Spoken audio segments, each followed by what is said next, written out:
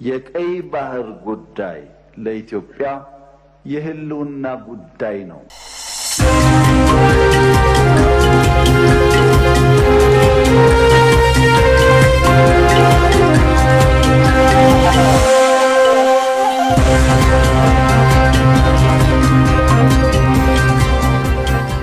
ቻይና ከዓለም ሀገራት ሁሉ በላይ አሜሪካ የጣለችውን የታሪፍ ጫና የመቋቋም ብሔራዊ አቅም አላት ተባለ።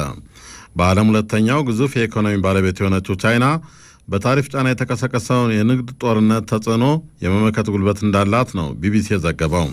የተጣለው ታሪፍ የታለመለትን ዓላማ ስቶ የአሜሪካን ኢኮኖሚ ወደ መንሸራተት ሊያመራው እንደሚችል ደግሞ ዓለም አቀፉ የገንዘብ ተቋም ተንብየዋል።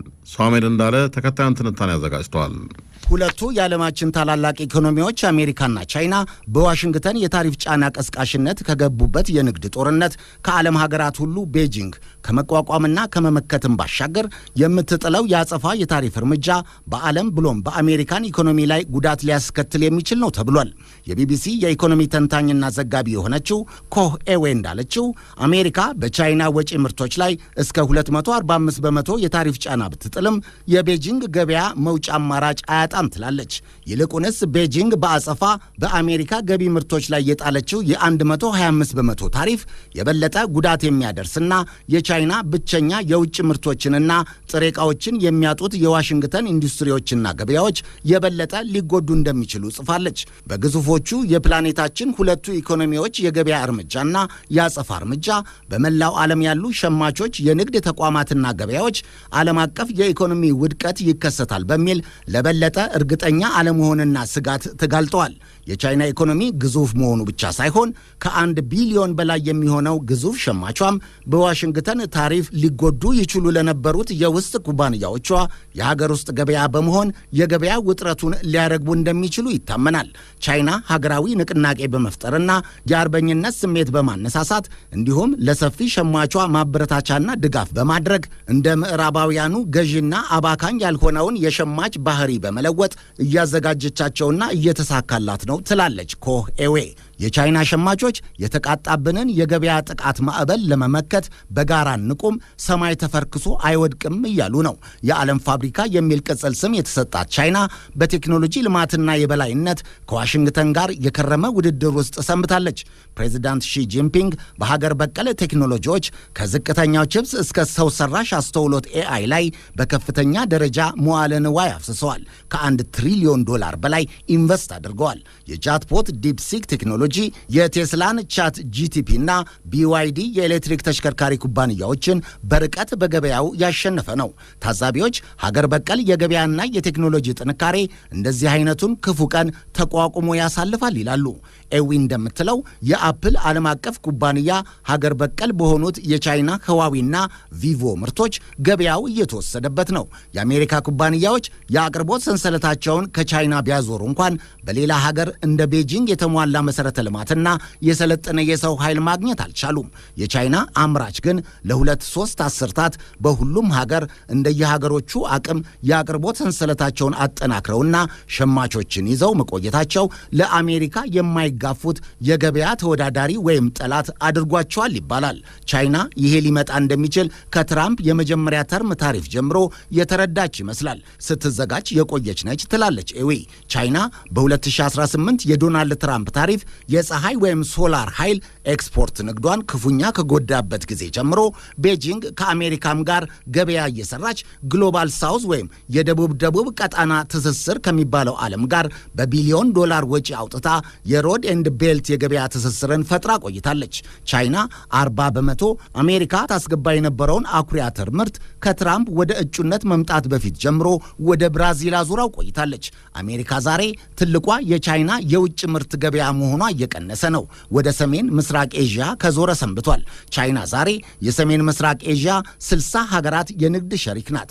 በ2024 ከ1 ትሪሊዮን ዶላር በላይ የተትረፈረፈ ምርት ወደ ውጭ በመላክ የዓለም ቁጥር 1 ላኪ ሀገር አድርጓታል። ይሄ ማለት የአሜሪካ በዓለም አንደኛ የሆነው ኢኮኖሚና ገበያው ለቻይና ምርት ከፍተኛ የንግድ ተባባሪ አልሆነም ማለት አይደለም። ጉዳት ማስከተሉም አልቀረም። ይሄ ማለት ቻይናን ትራምፕ እንዳሰቡት በታሪፍ ጫና ወደ ጥግ መግፋት ቀላል አይሆንም ማለት ነው። ሀገሮችም ትራምፕ እንዳሰቡት ከቻይና ገበያ የመነጠል ስምምነት አልፈረሙም።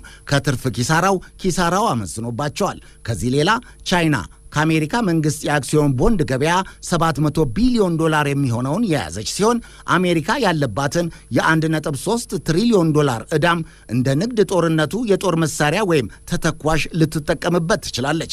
በታሪፍ ጫናው የቻይና ኤክስፖርት ምንም ጉዳት አይደርስበትም ባይባልም ቻይና ብቻዋን የተቆጣጠረችው 60% የዓለም የብርቅዬ ማዕድናት ክምችትና ከክምችቱም በላይ ደግሞ 92% የማጣራት አቅም የሷ ብቻ መሆኑ ሌላው የአሜሪካንን ኢኮኖሚ ጨምሮ በምትጥለው የአጸፋ ታሪፍ የዓለምን ታላላቅ ኢኮኖሚዎችም የሚጎዳ ነው። ዓለም አቀፉ የኢነርጂ ኤጀንሲ እንዳረጋገጠው ዲፕሮሲንና አንቲሞን የተባሉት ብርቅዬ ማዕድናት ለጦር መሳሪያ ግንባታ፣ ለአውሮፕላን ግንባታ፣ ለኤሌክትሪክ ተሽከርካሪዎች ግንባታና ለኤአይ ግንባታ ከሌላ ሀገር የማይገኙ አማራጭ ቢገኝ እንኳን የማጣራት ቴክኖሎጂው የከበደ የቻይና የንግድ ጦርነቱ የመዋጊያ ምሽጎች ናቸው ተብሏል። በሂደቱ የአሜሪካና የአውሮፓ የመከላከያ ኢንዱስትሪም እንደሚጎዳ ተተንብዮአል። አይኤምኤፍ ደግሞ የአሜሪካ ኢኮኖሚ ወደ መንሸራተትም ሊያመራ ይችላል ሲልም ተደምጧል። አሁን ዓለም ጉዳያችንን የምንሰማበት ሰዓት ላይ ነው የምንገኘው። ዓለም ጉዳዩን ከመስማታችን በፊት ግን አንድ የባህር ማዶ መረጃ ላጋራችሁ። ትራምፕ ሩሲያ በኪየቭ ላይ በምትፈጽመው ከባድ ድብደባ ደስተኛ አለመሆናቸውን ገልጸዋል። የአሜሪካው ፕሬዝዳንት ዶናልድ ትራምፕ ሩሲያ በኪየቭ ላይ በምትፈጽመው ከባድ የአየር ጥቃት ደስተኛ አለመሆናቸውን የተገለጸው ትራምፕ በማህበራዊ ሚዲያ ገጻቸው ላይ ፕሬዝዳንት ቭላዲሚር ፑቲን አቁም ሲሉ የተናገሩ ቢሆንም ነገር ግን ሩሲያ ላይ ሊወሰድ ስለሚችለው ተጨማሪ እርምጃ ያሉት ነገርም የለም። ሐሙስ ምሽት በዩክሬን ዋና ከተማ ላይ ሩሲያ በፈጸመችው የአየር ጥቃት 12 ሰዎች ሲሞቱ በርካቶች ደግሞ ቆስለዋል። የአሜሪካ ፕሬዝዳንት ከባለፈው ዓመት ሐምሌ ወር ወዲህ ታይቶ የማይታወቅ ነው የተባለውን ተከታታይና ከባድ ጥቃትን ተከትሎ በሁለቱም ወገኖች ላይ ከፍተኛ ጫና ማድረግ ጦርነቱን ያስቆመዋል ብለዋል። ሁለቱ ሀገራት የሰላም ስምምነት ላይ እንዲደርሱ አሜሪካን ጨምሮ የተለያዩ ሀገራት በሚያደርጉት ጥረት ላይ ሩሲያ የምትፈጽማቸው ጥቃቶች እንቅፋት ሆኗል። በትሩዝ ማህበራዊ ድረገጻቸው ላይ ፕሬዝዳንት ቭላዲሚር ፑቲን የተቹት ዶናልድ ትራምፕ አስፈላጊ አልነበረም፣ እንዲሁም በጣም መጥፎ ጊዜ ነው፣ ቭላዲሚር አቁም ብለዋል። ሩሲያ ተከታታይ ጥቃቶችን እየፈጸመች ያለው የሰላም ጥረቱ አካል ተደርጎ የቀረበውና ሩሲያ በቁጥጥሯ ስር ያደረገቻቸውን ግዛቶች ኪየቭ እንድትቀበል ግፊት እየተደረገበት ባለበት ወቅት ነው። ሐሙስ ዕለት ትራምፕ በኖርዌይ ጠቅላይ ሚኒስትር ጋር በዋይት ሃውስ በተገናኙበት ወቅትም ለየትኛውም ወገን አይለንም፣ የምንወግነው ህይወትን ለማትረፍ ነው ብለዋል። ፕሬዝዳንት ቮሎዲሚር ዜሌንስኪ ደቡብ አፍሪካን በሚጎበኙበት ወቅትም ስለተፈጸሙት ጥቃቶች እየተናገሩ ሲሆን አሜሪካ የተኩስ አቁም ላይ እንዲደርስ ሩሲያ ላይ የተሻለ ጫና ማድረግ ትችል ነበር ሲሉ አስተያየታቸውንም ሰጥተዋል። ዜሌንስኪ ሩሲያ ላይ በሚገባ ጫና ከተደረገ ስምምነት ላይ መድረስ እንችላለን ብለን እናምናለን ሲሉ ለጋዜጠኞች ተናግረዋል። አድማጮች፣ አሁን ደግሞ ወደ ዓለም ጉዳያችን ነው የምናልፈው። ዓለም ጉዳያችንም ወደዚህ ወደ ሩሲያ ነው የሚወስደን። ሩሲያ በዩክሬን በፈጸመችው ጥቃት 9 ሰዎች መሞታቸውና በርካቶችም መቁሰላቸው ተዘግቧል። የሁለቱ ሀገራት ድርድርም ፍጻሜ ላይ ሳይደርስ ተንጠልጥሎ እንደቀረ እየተነገረ ነው የሚገኘው። የዛሬው ዓለም ጉዳያችንም ትኩረቱ ይህ ነው። ገነነ ብርሃኑ የሩሲያና የዩክሬን ጦርነትን ለማስቆም ከአሜሪካ እስከ ሳውዲ አረቢያ የተደረጉት ውይይቶች ያለምንም ተጨባጭ መፍትሄዎች በእንጥልጥል ቀርተዋል። አሁን ደግሞ ዓለም አቀፍ የመገናኛ ብዙሃን እንደዘገቡት ሩሲያ በዩክሬኗ ኪየቭ ላይ በፈጸመችው ጥቃት 9 ሰዎች ሲሞቱ ከ70 በላይ መቁሰላቸውን የዩክሬን ባለስልጣናት ገልጸዋል። የኪየቭ ከተማ ወታደራዊ አስተዳደር በቴሌግራም ገጹ ላይ እንዳስታወቀው ከተማዋ በሩሲያ ድሮኖችና ሚሳኤሎች ተደብድባለች። በኪየቭ በተፈጸመው ጥቃት ላይ ቢያንስ 45 ድሮኖች መሳተፋቸውን መሆናቸውን ወታደራዊ አስተዳደሩ ጨምሮ ገልጿል። የዩክሬን አየር ኃይል ጉዳዩን በደንብ ካጣራ በኋላ አሃዛዊ ቁጥሮች ከዚህም በላይ ከፍ ሊሉ እንደሚችሉ ተገልጿል። ጥቃቱ የሩሲያና የዩክሬን የሰላም ድርድር እንደቆመ ፍንጮች ከተሰሙ በሰዓታት ውስጥ እንደተፈጸመ ተነግሯል። ከዚህ በፊት የአሜሪካው ፕሬዝዳንት ዶናልድ ትራምፕ የዩክሬኑን ፕሬዝዳንት ቮሎዲሚር ዘለንስኪን ጥፋተኛ ማድረጋቸው ይታወሳል። ቅርብ ጊዜ በሰጡት አስተያየትም ዘለንስኪ የሞት ሜዳውን እያሰፋው ነው ብለዋል። ትራምፕ ጨምሮም ከሩሲያ ይልቅ ከዘለንስኪ ጋር መወያየት እጅግ አስቸጋሪ ነው ሲሉ ተደምጠዋል። ቮሎዲሚር ዘለንስኪ በበኩላቸው ለተያዙ የዩክሬን ግዛቶች ለሩሲያ እውቅና መስጠት የሀገራቸው ቀይ መስመር መሆኑን አስምረውበታል። በተፈጸመው አዲስ ጥቃት 42 ያህል ሰዎች የኪየቭ ሆስፒታል መግባታቸውን የዩክሬን የድንገተኛ አገልግሎት አስታውቋል። ተጎጂዎችን ከፍርስራሾች ስር መፈለጉ አሁንም እንደቀጠለ የተገለጸ ሲሆን በኪየቭ የሚገኙ የመኖሪያ ህንፃዎች ሙሉ ለሙሉ ወድመዋል ተብሏል። ሰዎች ፍርስራሾችን በእጃቸው በማንሳት ተጎጂዎችን ሲረዱ የሚያሳዩ ምስሎች በማህበራዊ መገናኛ ብዙሃን ሲዘዋወሩ ተስተውለዋል። አሁንም የተጎዱ ሰዎችን ፍለጋው መቀጠሉ ተሰምቷል። አሁን ላይ ሩሲያና ዩክሬንን የማደራደሩ ጉዳይ እንደከሸፈ የሚያስቡ በርካቶች ናቸው። በእርግጥም አሜሪካ ሁለቱን ሀገራት ለማደራደር እንቅፋት ከሆኑባት ጉዳዮች አንዱ ከአውሮፓ ህብረት አባል ሀገራት ጋር ያላት አጋርነትና የሀሳብ አንድነት መላላት ጋር ቀጥተኛ ግንኙነት እንዳለው የሚገልጹ አሉ። ትራምፕ መጀመሪያ ላይ ዘለንስኪን ከአሜሪካ የሚያገኘውን የገንዘብና የጦር መሳሪያ ድጋፍ በመከልከል ለድርድር እንዲቀመጡ ማድረግ ይቻላል የሚል እሳቤ ነበራቸው። ሆኖም ግን ወደ ተግባር ሲገባ ትራምፕ የከለከሏቸውን የጦር መሳሪያና የገንዘብ ድጋፍ ከአሜሪካ ይገኝ የነበረውን ያህል ባይሆንም ከአውሮፓ ህብረት ማግኘት በመቻላቸው በሚፈለገው ልክ እጃቸው በትራምፕ ሊጠመሰስ እንዳልቻለ ተነግሯል። ዶናልድ ትራምፕ በዩክሬን ጉዳይ አውሮፓውያኑን ለማሳመን ከመሞከራቸው በፊት አውሮፓውያኑ ቀድመው አሜሪካ ለዩክሬን የምታደርገውን የጦር መሳሪያና የገንዘብ ድጋፍ እንድትቀጥል ሊያግባቧቸው ሲሞክሩ ቆይቷል። ይህም ከዚህ በፊት በፓሪስ በተደረገ ስብሰባ ላይ በጉልህ ተንጸባርቆ ነበር። ሆኖም አውሮፓውያኑ መሪዎችና ዶናልድ ትራምፕ በሀሳብ ሳይስማሙ ስብሰባው ተቋጭቷል። አሁን ደግሞ ትራምፕ በዓለም ሀገራት ላይ በጣሉት ታሪፍ ምክንያት ይበልጥ ከአውሮፓ ህብረት አባላት ጋር ሆድና ጀርባ በመሆናቸው የሩሲያን የዩክሬንን ጦርነት ለማስቆም በአንድ ሆኖ ለመስራት መንገዶች አልቀኑም። ከቀናት በፊት የአሜሪካ የውጭ ጉዳይ ሚኒስትር ማርኮ ሩቢዮና የመካከለኛው ምስራቅ ልዩ መልእክተኛ ስቲቭ ዊትኮቭ የሩሲያና የዩክሬን ጦርነትን ለማስቆም ፕሬዝዳንት ዶናልድ ትራምፕ እያደረጉ ያሉትን ጥረት ለማስረዳትና በሌሎችም ጉዳዮች ላይ ከፈረንሳዩ ፕሬዝዳንት ኢማኑኤል ማክሮን ጋር ለመወያየት ወደ ፈረንሳይ አቅንተው ነበር። ጉዞውም የትራምፕ አስተዳደር ፍትሐዊ ንግድ ልውውጥን በተመለከተ ለአውሮፓ እያሳየ ያለው ዝቅተኛ አመለካከት ላይ ያቀራረብ ለውጥ እንዳደረገው ነው ተቆጥሯል። የሩሲያና የዩክሬን ጦርነትን ለማስቆም የትራምፕ አስተዳደር ብቻውን እንዳልተሳካለት የተረዳ ይመስላል። ስለዚህም ከአውሮፓ ለዩክሬን የሚደረገው ድጋፍ ላይ ከፍተኛ ድርሻ ካላቸው የፈረንሳዩ ፕሬዝዳንት ኢማኑኤል ማክሮን ጋር በጋራ መስራት ትክክለኛ አማራጭ እንደሆነ አሜሪካ የተረዳች ይመስላል። ሆኖም አውሮፓውያኑ ጦርነቱን ይደግፉ የሚቃወሙም የሩሲያው ፕሬዝዳንት ፑቲን አሁን ከያዙት መንገድ ተለዋጭ ሀሳብ አለማሳየታቸው በተስፋ የሚጠበቀው የተኩስ አቁም ስምምነት ላይ ጥላውን አጥልቷል። ፑቲን አልደራደርም አሉ ተብለው በዓለም አቀፉ ህብረተሰብ እንደምቢተኛ እንዳይቆጠሩ ነው እንጂ በዚህ ጦርነት መጨረሻ ላይ እደርስበታለሁ አሳካዋለሁ ከሚሉት ግባቸው ንቅንቅ እንደማይሉ የሚገልጹ አሉ።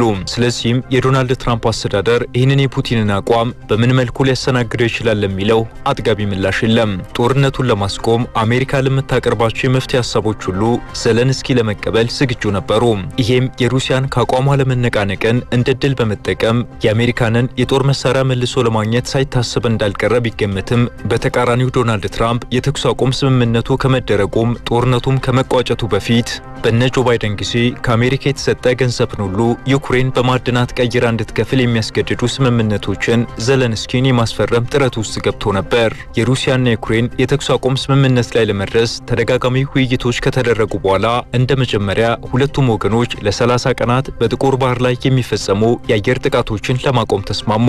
ሆኖም ግን ከስምምነቱ ከሰዓታት በኋላ ሩሲያ ስምምነቱን ተግባራዊ ለማድረግ አንድ ቅድመ ሁኔታ አስቀመጠች። ይህም በሩሲያ ባንኮች ላይ በምዕራቡ ሀገራት የተጣሉት ማዕቀቦች እስኪነሱ ድረስ ስምምነቱ እንደማይተገበር በመግለጫ አስታወቀች። በሩሲያ ባንኮች ላይ የተጣሉትን ማዕቀቦች ለማንሳት ደግሞ ውሳኔው የአሜሪካ ብቻ ሳይሆን የአውሮፓ ሀገራትን ፍቃድ የሚያስፈልገው ነው። በዚህ መልኩ የሁለቱ ሀገራት ድርድር በእንጥልጥል በመቅረቱ በተለይም በዩክሬን ላይ የሚፈጸሙት ጥቃቶች የበርካቶችን ሕይወት እየቀጠፉ ቀጥለዋል። በተለይም በዩክሬን የሆሳዕና በዓልን ለማክበር በወጡ ንጹሃን ላይ የተፈጸመውና ከ24 ሰዓታት በፊት በኪየቭ የተፈጸሙት ጥቃቶች ተጠቃሽ ናቸው።